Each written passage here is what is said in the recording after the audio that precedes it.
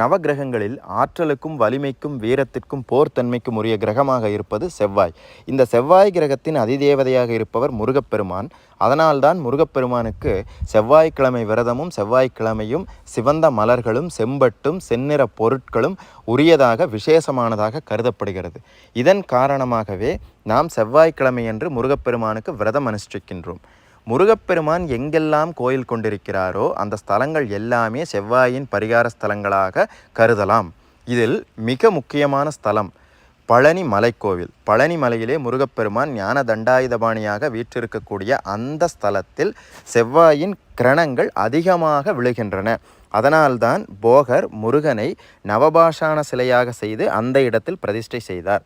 முருகனை யார் வணங்குகிறார்களோ அவர்களுக்கு செவ்வாய் கிரகத்தின் அருள் பரிபூரணமாக கிடைக்கும். செவ்வாயின் தாக்கம் ஜாதகத்தில் நன்மையே கொடுக்கும்.